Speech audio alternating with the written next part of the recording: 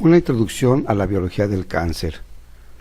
En esta presentación discutiremos características selectas que son comunes a muchos cánceres: la producción anormal de señales que provocan una proliferación celular descontrolada, la pérdida de apoptosis o muerte celular programada, la invasión de tejidos o metástasis permitiendo la diseminación del cáncer y la angiogénesis que permite el aporte sanguíneo a los tumores. Mecanismo de transducción anormal de señales. Las células normales requieren de señales usualmente utilizando ligandos para avisar cuándo crezcan y cuándo deben de parar de crecer. Estas señales y ligandos son factores de crecimiento e inhibidores, expresando componentes celulares o moléculas incitadoras. Estas señales son transmitidas a la célula a proteínas que se encuentran en la superficie celular llamados receptores. Cada ligando se une a un receptor específico. Los receptores consisten frecuentemente en tres dominios: un dominio extracelular que se une al ligando, el dominio transmembrana y el dominio intracelular. Uniéndose al ligando, el dominio extracelular activa al receptor tirosina quinasa, que activa a otras proteínas por fosforilación al agregar dos fosfatos, el aminoácido tirosina, dentro de la célula. Cuando el ligando se une al receptor, se produce una señal en el dominio intracelular activando enzimas asociadas, iniciando una cascada de señales al núcleo que le dice que crezca y que se divida o que pare de crecer. Las células malignas usan señales equívocas que permiten el crecimiento o división extraordinaria. Algunas células son capaces de producir sus propios factores de crecimiento y estimulan su propio crecimiento. A esto se le llama estimulación autócrina. Por ejemplo, el glioblastoma tiene un factor de crecimiento retardado o PDGF, o factor de crecimiento retardado, el sarcoma como el factor de crecimiento de tumor alfa o TGA-alfa, así como el receptor del factor de crecimiento de la epidermis o EGRF. En las células normales, la producción de receptores celulares está limitado por restricciones celulares de expresión génica y de translación de proteínas. En las células tumorales, sin embargo, las mutaciones de los genes codificados trastornan la sintonía fina de regulación y muchas copias del gen se producen. A este fenómeno se le llama amplificación del gen. Esto hace que se provoquen excesivos receptores en la superficie celular y las transducciones, un fenómeno llamado amplificación del gen. Los receptores del embrión tienen muchos receptores y los hace más vulnerables. A esto se le llama sobreexpresión de receptores en la superficie de la célula. Esto incrementa el potencial ante cualquier estímulo y se dispone a distribuirse a los ligandos corporales. El exceso de receptores en la superficie de la célula tumoral, a más receptores para la expresión del ligando que se hagan disponibles. Una sobreexpresión de receptores de crecimiento da como resultado ligandos independientes de señales, donde hay receptores que son independientes de actuar de moléculas estimulantes. Los cambios estructurales del receptor también pueden originar una activación independiente del ligando. Por ejemplo, en el receptor donde mucho del dominio intracelular está perdido, están constantemente activos. El receptor EGF, conocido como ER1 o ERP1, es un miembro de la subfamilia del tipo 1 tirosina quinasa. Estos receptores se encuentran primariamente en las membranas de las células epiteliales normales de la piel, la mama, el colon y el pulmón, entre otros. El receptor EGF y sus ligandos juegan un papel central en la regulación de la proliferación, diferenciación y sobrevida de la célula. El receptor EGF está sobreexpuesto o sobreexpresado en tumores del colon, recto, cabeza, cuello, por nombrar unos pocos. Cuando un ligando específico se une a su receptor, este cambia el parámetro y transmite una señal específica a la célula. Por ejemplo, la actividad de la tirosina quinasa se activa en vías de señal a este receptor específico. Este fenómeno se llama transducción de señal. La activación de la vía de transducción de señal crea un complejo de eventos en el citoplasma o líquido del espacio intracelular, que eventualmente va al espacio intranuclear, donde los genes de transcripción reguladores del ciclo celular son estimulados y da como resultado una proliferación celular. Una de las cascadas más importantes implicadas en el cáncer es la EMPA proteína activada o vía MAP quinasa. Otra vía interesante es la fosfocinasa 3 quinasa o la vía PT3Q o AQT-mTOR blanco en los mamíferos. Estas vías están unidas entre sí y son otras vías de transducción en la célula. La desregulación o pérdida del control de cualquiera de estas vías está presente en todos los tumores humanos.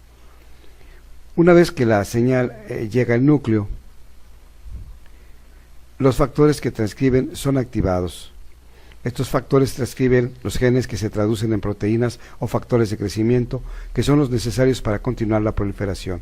Los resultados finales de todos los factores de crecimiento, el de la replicación del DNA tumoral, en la división celular, una célula tumoral se hace 2. Si continúa la mitosis, 2 células tumorales serán 4, con crecimiento exponencial.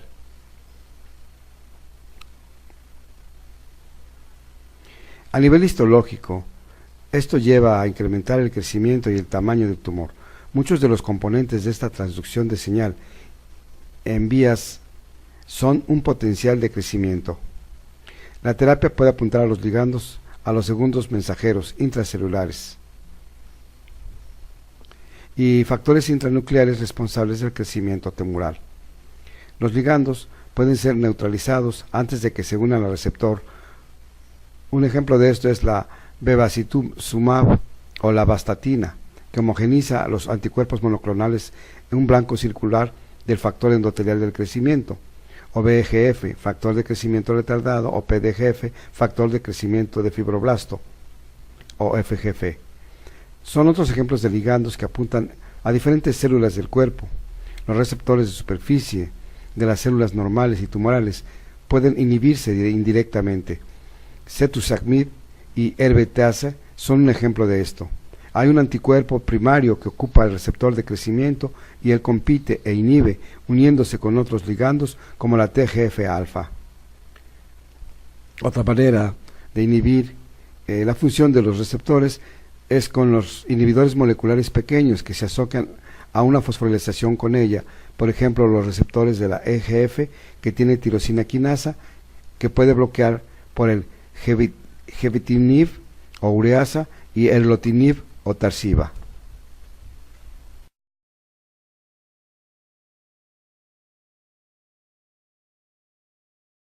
Una introducción a la biología del cáncer, mecanismo de la pérdida de apoptosis. La apoptosis o muerte celular programada es uno de los mecanismos mediante el cual los organismos controlan el crecimiento y replicación celular. Si la apoptosis no ocurre, no habría manera de controlar el crecimiento celular y la homeostasis tisular se perdería. De hecho, este es el mecanismo clave que está tras el cáncer. La alteración genética en el cáncer celular no solo lleva a un aumento en la proliferación celular, también lleva a la pérdida de apoptosis. Junto con el crecimiento celular, también hay un desarrollo de células cancerosas en el tejido malignizado. La apoptosis se produce en las células normales para permitir que se remuevan las células muertas, manteniendo un número constante entre las células muertas y la regeneración tisular. Esta es una parte importante de la embriogénesis. En el adulto humano, promedio de 50 a 70 billones de células sufre apoptosis por día. La apoptosis se caracteriza por cambios como encogimiento celular, liberación de citocromos mitocondriales de la célula, fragmentación del DNA celular y fragmentación de sus 180 pares de bases. Y finalmente, la degradación celular en pequeños cuerpos apoptóicos que deben limpiarse con fagocitosis. La fagocitosis es un proceso mediante el cual la célula toma el resto de las células o microorganismos en vesículas de membrana. Las vesículas se funden en los lisosomas que contienen las proteasas, y el material atrapado se usa como reciclado. Hay dos modos en que se puede activar la apoptosis. El primero es el receptor de muerte o vía extrínseca. Hay un disparador para la activación de la superficie del factor de necrosis tisular. El segundo es por medio del cual se activa la apoptosis. Es el de la mitocondria o vía extrínseca. Este se activa vía del daño del ADN. Finalmente, las dos vías estimulan enzimas llamadas caspases. Las caspases interactúan con los inhibidores de la apoptosis o IAP, y la familia de las proteínas BCL1-2, que individualmente tienen un pro y un antipropiedad antiapoptósica.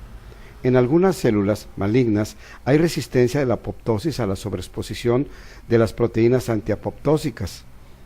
Por ejemplo, la supervivina o el IAP, que se encuentra en muchos cánceres y predice pobres pronósticos, y la BCL2, que está sobreexpuesta en estas células de linfoma, que da como resultado translocaciones de su gen. Al revés, la mutación desactivada de la molécula proapoptósica y se ve en algunos tumores gastrointestinales y en las leucemias. Los agentes anticancerosos han desarrollado blancos en las moléculas antiapoptósicas.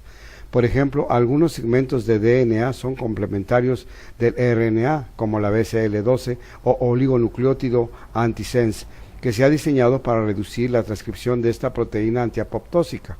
La activación de los factores de transcripción puede conducir a una resistencia apoptóica. Esto ocurre, por ejemplo, cuando los miembros del núcleo KB o NF-KB de la familia de los factores de la transcripción están sobreexpresados en ciertos tumores que llevan a un incremento en el factor de la transcripción de la familia IAP o BCL2, inhibiendo la apoptosis. La familia de la ubiquitina proteosoma regula la expresión de los factores de transcripción y otras proteínas del ciclo celular. Ciertas moléculas pueden suprimir o reducir el factor nuclear KE, la activación de NFI, que inhibe la promoción del tumor. El bortezim o Berkeley es un inhibidor del proteasoma y da resultados prometedores en el mieloma múltiple. Inhibe al proteasoma, que lleva a los niveles superiores de KB, inhibidora de las proteínas antiapoptóicas. Por lo tanto, menor proteínas antiapoptósicas se producen.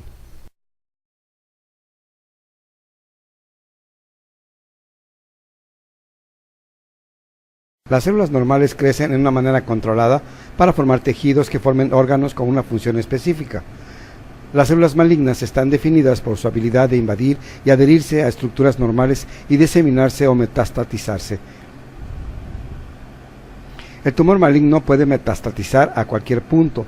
Lo hace por tener células que se separan del tumor principales o al torrente circulatorio o al canal linfático, y viajar a otras partes del cuerpo para iniciar un nuevo tumor.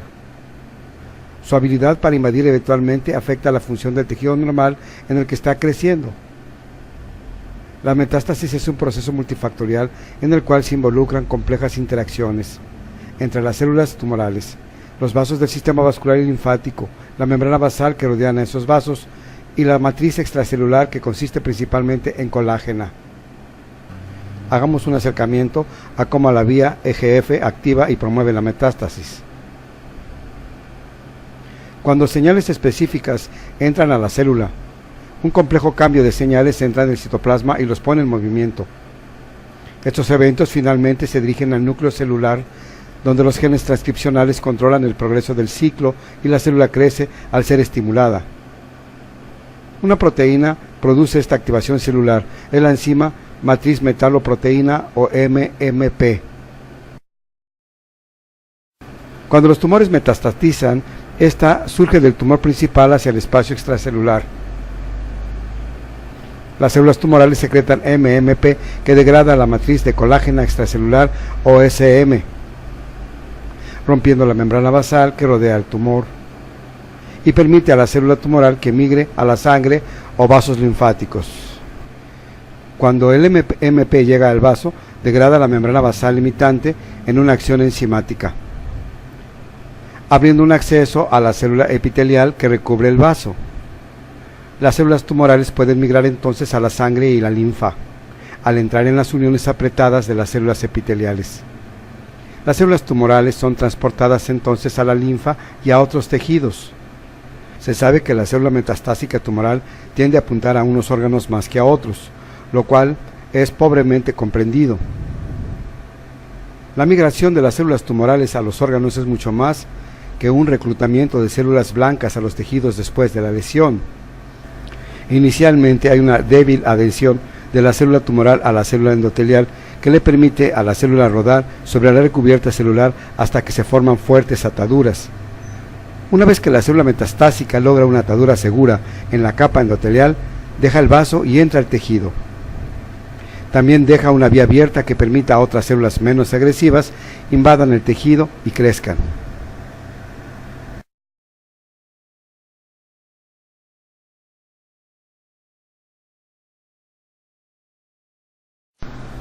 Al crecer el tumor, finalmente será rechazado y requiere de una vasculatura para sostener su continuo crecimiento. Para lograr esto, las células tumorales secretan ciertas proteínas para estimular el crecimiento de los vasos sanguíneos dentro y fuera del tumor, un proceso llamado angiogénesis. Una de las principales vías involucradas en la angiogénesis es la vía del factor de crecimiento vascular o VEGF y su familia de receptores. Hay 7 subtipos de VEGF y 3 receptores de los que uno se unen en forma diferente. El VEGF surge de las células endoteliales de los vasos en varias formas. Esto puede causar la proliferación al activar las quinasas intracelulares y la señal de transducción de la MAP quinasa. Ellas pueden inducir proteínas que se unen a la membrana basal que permiten a las células endoteliales que migren e invadan. Estas proteínas incluyen la matriz metanoproteína o MMP, activador de uroquinasa plasmin o UPA, y su receptor UPAR, así como activador de la plasmina. Esto hace que los vasos más permeables y permiten que resuman los líquidos hacia adentro. Cuando la MP secreta al espacio extracelular, degrada la matriz extracelular para que los factores proangiogénicos permitan llegar a la capa vascular.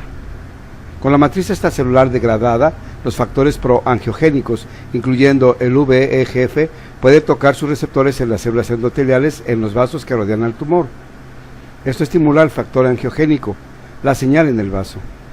El VEGF también ayuda a la célula endotelial a sobrevivir, al regular los inhibidores de la apoptosis. El VEGF también activa en las células endoteliales que permitan expresar las proteínas necesarias para la formación de nuevos vasos, dando el resultado final es el crecimiento de nuevos vasos sanguíneos hacia el tumor. Con el crecimiento de los vasos nuevos hacia el tumor, una alimentación adicional puede llegar al tumor, y los nuevos vasos al tumor facilitan el crecimiento ulterior del tumor. Las estrategias que apuntan al VEGF receptores se ha utilizado exitosamente en la práctica clínica. La bevacizumab o el Avastin es un anticuerpo que se le fija a la VEGF y previene su unión con los receptores. Otra terapia es la Susanib o Sutase, la cual es una de las moléculas menores que se tiene la afinidad por los receptores de VEGG y PDGF. Los receptores de las células normales y tumorales pueden inhibirse directamente. El cetuximab o Erbetase es un anticuerpo que se une directamente al factor de crecimiento epidérmico o EGF en las células normales y tumorales y compite inhibiendo el EGF y en otros ligandos como el TGF-alfa. Como hemos visto en estas presentaciones, la tumorogénesis es un proceso complicado de muchos pasos. Son resultado de cambios genéticos y del proceso de transformación de las células normales a células malignas, y algunas de muchas características a muchos cánceres, como la de la transducción anormal de señales que resulta en una proliferación celular descontrolada, la pérdida de la apoptosis o muerte celular programada, la invasión de tejidos y metástasis que permiten la diseminación del cáncer, y la angiogénesis que lleva el aporte sanguíneo al tumor. Muchos de estos componentes de estos mecanismos son blancos potenciales en las terapias anticancerosas.